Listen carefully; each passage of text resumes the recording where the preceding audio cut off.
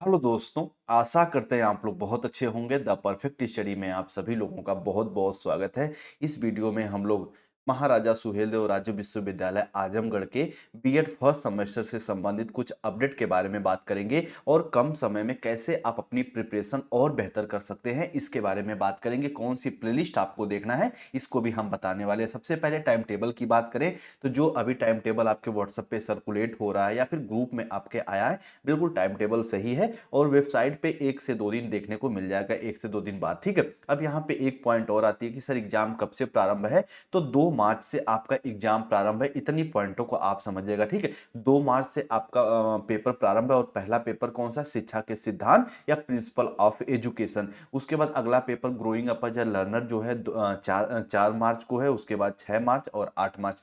Correct, एक हफ्ते में आपका चारों पेपर कंप्लीट हो जा रहा है। यूनिवर्सिटी बिल्कुल जागृत मोड में आ चुकी है, ठीक है। तो यहाँ पे आपका ये टाइम टेबल है, स्क्रीनशॉट ले लीजिए, वो टेलीग्राम पे भी हम आपको शेयर कर देंगे।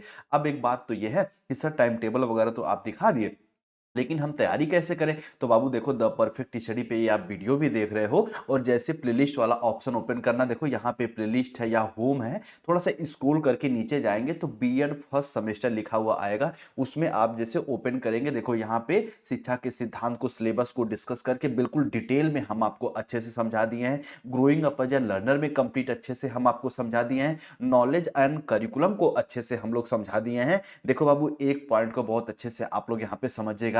अगर यही आप पढ़ रहे होते वीर बहादुर सिंह पूर्वांचल यूनिवर्सिटी में, तो वहां पे बाबू करिकुलम का पोर्शन बहुत ज्यादा है। इसका तो आप कहोगे सर करिकुलम का पोर्शन बहुत ज्यादा है, लेकिन जब बात हम लोग एमएसडीएसयू की करते हैं, यानी महाराजा सुहेलदेव स्टेट यूनिवर्सिटी की करते हैं, तो वहां पे नॉलेज वाला पोर्शन बहुत ज्यादा आ जाता है। ज्ञान को प्राप्त करने के तरीके कौन कौन से होते हैं, इंद्रिय जनित ज्ञान हम कैसे प्राप्त करते हैं, क्या इंद्रिय जनित ज्ञान जो होता है वो बिल्कुल 100% सटीक या शुद्ध होता है? कहोगे सर नहीं होता, क्यों? जैसे एग्जाम्पल के तौर पे जो हम इंद्रियों से ज्ञान प्राप्त करते हैं, सुकरात वगैरह मानते हैं कि वो ज्ञान सटीक नहीं है। एग्जाम्पल के तौर पे अभी आप ट्रेन की दो पटरी को देखो तो लगता है कुछ दूर जाके वो एक दूसरे से मिल गई, या फिर आप ये देखो कि जैसे मान लीजिए धरती और बादल को कुछ दूर पे देखो तो मिलते हुए दिखते हैं। तो ऐसा हम लोग क्यों करते, तो ये इंद्रियों द्वारा ज्ञान प्राप्त हो रहा है। तो क्या ये बादल और पृथ्वी कहीं मिलते हैं? कहोगे सर नहीं मिलते। तो इंद्रियों द्वारा जो अनुभव हम लोग जो ज्ञान प्राप्त करते हैं, उसे हम ये नहीं कह सकते 100% सटीक है या 100% सही।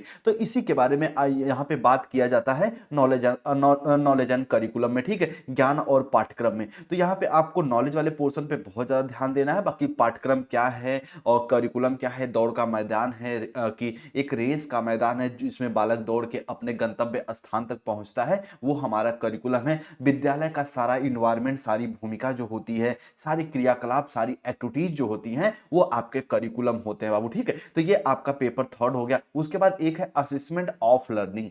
यही आप जाएंगे वीर बहादुर सिंह पूर्वांचल में तो हो जाता असिस्टेंट फॉर लर्निंग, ठीक है। तो assessment of learning, for learning में बेसिक बेसिक डिफरेंट है। यानी जब इसे बहुत डेप्थ में पढ़ेंगे तो असिस्मेंट फॉर लर्निंग यानी जो बालक को आप पढ़ा लिए हैं उसका मूल्यांकन करने जा रहे हैं, और एक है कि बालक को पढ़ाने से पहले जो इवेल्युएशन करते हैं। लेकिन यहां पे जब पेपर का नाम ही है असेसमेंट ऑफ लर्निंग यानी अधिगम का मूल्यांकन या आकलन, तो एक बालक या बालिका जो कुछ सीखते हैं उसका हम इवेल्युएशन कैसे करेंगे, उसका हम मूल्यांकन कैसे करेंगे, यही तो है आपका असेसमेंट, यही तो है आपका आकलन। आकलन मतलब होता क्या है, अनुमान लगाना। इवेल्युएशन मतलब होता है मूल्यांकन करना एक बालक या बालिका के, जो उसका रिजल्ट 100% कैसे उसमें हम ग्रोथ ला सके, कैसे वृद्धि ला सके, वो है आपका असेसमेंट।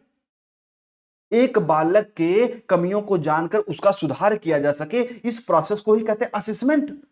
इस प्रोसेस को ही कहते हैं मूल्यांकन, परीक्षण, मेजरमेंट कहते हैं। पॉइंटों को अच्छे से जानते रहिएगा। अब एक हम छोटा सा डायग्राम बता देते हैं, बाकी इंफॉर्मेशन देने आए थे, ये समझ लीजिएगा कि आपका कहोगे सर असेसमेंट और इवैल्यूएशन में अंतर बता दीजिए। देखो बाबू, जैसे ग्रोथ, जैसे आपका पढ़े थे ना ग्रोथ और की डेवलपमेंट में अंतर यानी वृद्धि विकास में अंतर, सेम असेसमेंट में और इवैल्यूएशन में अंतर होता है। जो आपका इवैल्यूएशन होता है ये व्यापक होता है, एक बालक के जीवन से लेके उसके अंतिम दौर तक जो परिवर्तन होता है और जो उसका इवैल्यूएशन किया जाता है, यानी एजुकेशनल लाइफ की शुरुआत से लेके अंत तक जो उसका इवैल्यूएशन किया जाता है, जो उसका मापन किया जाता है, वो तो है आपका इवैल्यूएशन।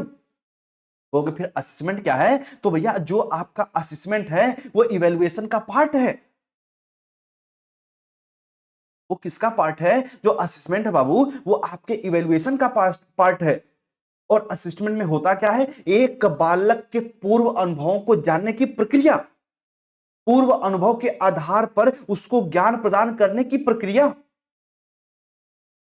शिक्षण अधिगम के दौरान बालक का मापन मूल्यांकन ही आपका असेसमेंट कहलाता है, आकलन कहलाता है। और शिक्षण के अंत में जो उसका मापन होता है, जो परीक्षण होता है, उसे हम कहते हैं इवैल्यूएशन। तो परीक्षण के दौरान या शिक्षण के दौरान जो इवैल्यूएशन होता है उसे हम असेसमेंट कहते हैं। इस पॉइंट को समझिएगा। और एक यहीं पे होता है आपका मेजरमेंट, जिसे हम मात्रात्मक परीक्षण कहते हैं। जैसे कहते हैं ना कि 100 में से 80 नंबर लाना है आपको, 100 में से 33 नंबर लाना तो पास मानेंगे। यह है आपका परीक्षण, यह है आपका मापन, यह है आपका मेजरमेंट, जो क्वांटिटेटिव हो ना कि क्वालिटेटिव। जिसमें क्वांटिटी हो, जिसमें मात्रा हो बाबू, वो तो आपका मेजरमेंट है। बाकी चर हैं, अचर हैं, सतत हैं, इन सब की बात हम लोग जो पेपर आपका असेसमेंट फॉर लर्निंग है उसमें कवर किए हैं अच्छे से। तो प्लेलिस्ट को देख लीजिएगा, आप सबसे रिक्वेस्ट कर रहे हैं। देखो बाबू, अधिकतर बच्चे कहते हैं बाद में सेकंड सेमेस्टर में जाके सर जी बैक लग गया, सर जी ये हो गया, वो हो गया, सर जी पेपर समझ में नहीं आया, बैक लग गया, नंबर कम आ गए, सर 22 नंबर पाए हैं। तो आपको ये गलती नहीं करना है। जितनी प्लेलिस्ट हम आपके साथ साझा करेंगे देख लेना, इसी वीडियो के डिस्क्रिप्शन में चारों प्लेलिस्ट हम आपको देंगे, उसको देख लीजिएगा।